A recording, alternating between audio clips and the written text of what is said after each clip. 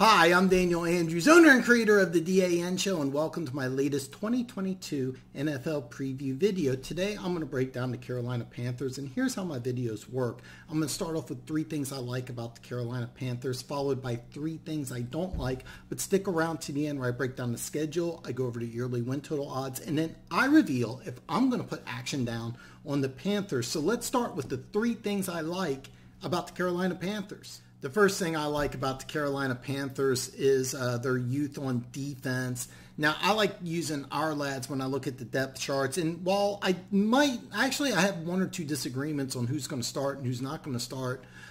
It looks like every starter is going to be under 30, and several of the starters on the Panthers defense is under rookie deals. Now, I'm not telling you this defense is going to be elite, but everyone is ascending, and there's several players I absolutely love. Now, last year they were 21st in points allowed, but 2nd in yards, and I think that they're going to be better in 2022 than they were in 2021. Now, they did lose their lead and sacker, Hassan Reddick, but I still expect the defense to improve.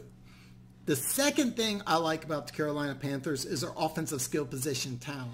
First off, a healthy Christian McCaffrey is easily a top 5 running back in the NFL, maybe the best running back in football. And then you have DJ Moore, who's a legitimate number 1 wide receiver in the NFL. I think people outside of Carolina don't realize how good this guy is, but he's one of the best receivers in all of football. Robbie Anderson on the other side is a very solid number 2. And last year's 2nd-round pick, Terence Marshall, had some injury issues, but he's got a world of talent and should contribute more this year if healthy. And then last year, you had your 3rd-round pick, Tommy Tremble. I had a major draft crush on this guy. He didn't produce much last year, very solid blocker, but I think his production will also increase quite a bit this year.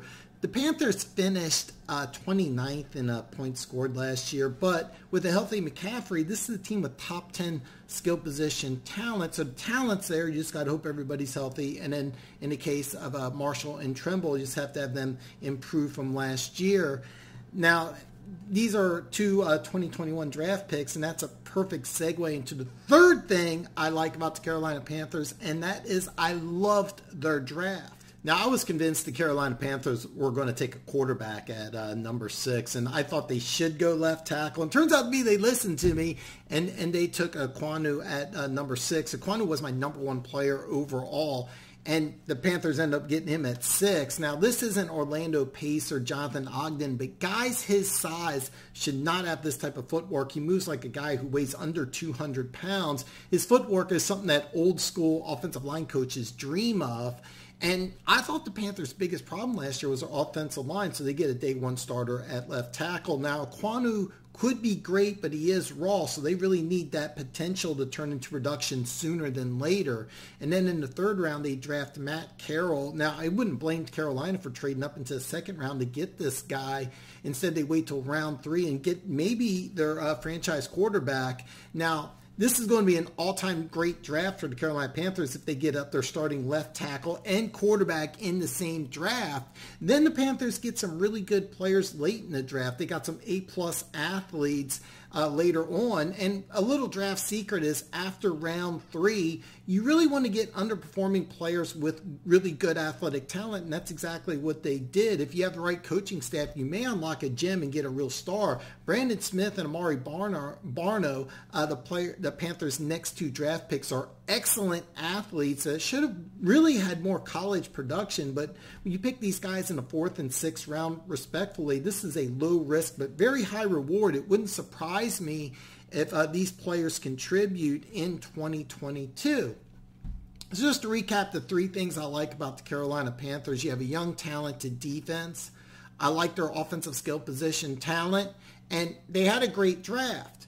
Now, 3 things I don't like about the Carolina Panthers. The first thing I don't like about the Carolina Panthers is the quarterback situation.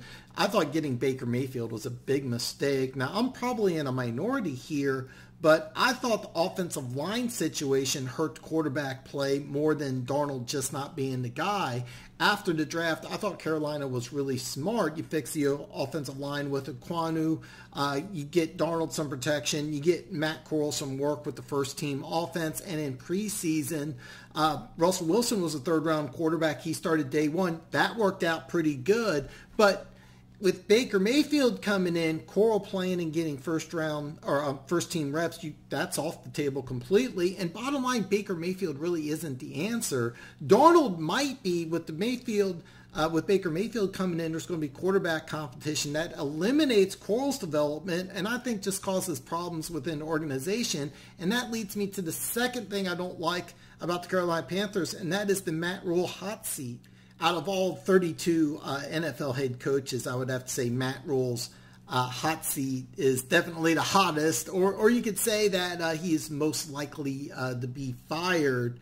Now, for those of you who don't know, he signed a 7-year, $60 million contract, and 2 years later he has 10 wins. Now, how he's handled the quarterback situation, like I mentioned before, is kind of indicative of how he's run the organization, and it also, the Baker Mayfield signing has desperation written all over it, and that kind of flows into the organization because think about it this way. If you're a defensive player, are you more concerned about doing the right assignment, or are you worried about stats when you know the coaching staff isn't coming back? Now, it's really hard to get players to follow assignments when you know that the guy who's telling you what to do is going to be fired. And as of today, I would bet that Matt Rule is going to be fired either during the season or after the season. And that's partly due to the third thing I don't like about the Carolina Panthers, and that is the NFC South is pretty damn tough. Now, just to clarify, this isn't a really brutal NFC South, but it is tough for the Panthers. See, Matt Rule needs to show improvement to keep his job. And he's in a division with Tampa Bay, who I have is currently the best team in the NFC, definitely the NFC South, and the Saints, who are also a definite playoff contender. See, you're on the hot seat, and I see no way Carolina can finish better than third in this division. So when you're on the hot seat and the best you can do is finish third, that's a big problem. The NFC South as a whole is not tough top to bottom, but for the Carolina Panthers, and specifically Matt Rule trying to keep his job, it's really a tough division because I see no way that they finish better than third in this division. So just to recap the three things I don't like about the Carolina Panthers. I don't like the quarterback situation, the Matt Rule hot seat, and the tough NFC South. Now let's take a look at the Panthers schedule. I go over the yearly win total odds, and then I reveal if I'm going to put action down on the Carolina Panthers. The first thing I looked at when I looked at Panthers schedule is when is the bye, and it's week 13. And here's the deal. I think Matt Rule has to get at least 5 wins out of the first 12 games in order to keep his job. I think it's 5 wins minimum, and it could also be how they're doing. There could be a lot of external factors, but that's kind of what I'm looking at first thing. Now, the schedule early on is very favorable. Cleveland, of all teams, is your season opener, and it's at home. And then you get a very winnable road game week 2 at the New York Giants. Then 4 out of your next 5 games are at home. Now, these are some really tough games, but they are at home, which is an advantage. Now, week 10, you play Atlanta on Thursday night. Normally, the few extra days is an advantage going to Baltimore. However, Baltimore does have a week 10 bye, so that's a big advantage. Baltimore. Now, week 13, Seattle actually travels to LA. They play the Rams week 13, so that's a big advantage that you get a bye while Seattle plays in LA, a team that you're going to play week 6. So that is a big advantage. Then you get 2 home games after the bye, or after Seattle. So you have the bye at Seattle, which doesn't have a bye, 2 home games, and then you finish the season with 2 tough road games. Now keep in mind, Tampa Bay and New Orleans, both these teams might be resting starters, but you never count on it, and that's something to keep into thought when you're looking at yearly win totals odds, because Barstool has 6, Caesars has 6.5, and I'm not going to put action on this team because the bet that I like would be I would go with the 6.5 Caesars I would go to under at -120.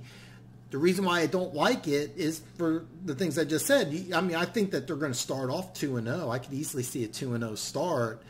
And if McCaffrey stays healthy, then I'm banking on after a 2-0 start for less than 5 wins in 15 games. That includes 2 games against Atlanta, week 14, where you have a bye. Seattle doesn't. They play a team that you played. That's another really tough game to go against. So I am going against betting on Carolina, but if you had to say give me a play here, I would say under 6.5 at -120 because I do think that's going to happen. The reason why is that I think Matt Rule is going to get fired. This is just my opinion.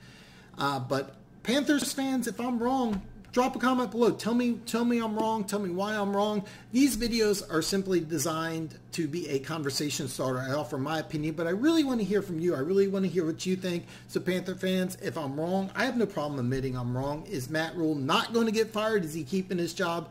You tell me. Drop a comment below. Let's talk football. Now, if you haven't already, hit that subscribe button. Like the video, even if you disagree with me, Panthers fans, like the video anyway, and ring the bell. That way you're notified every time I come out with a new video. Tomorrow, I am breaking down the Chicago Bears, so I will see you tomorrow.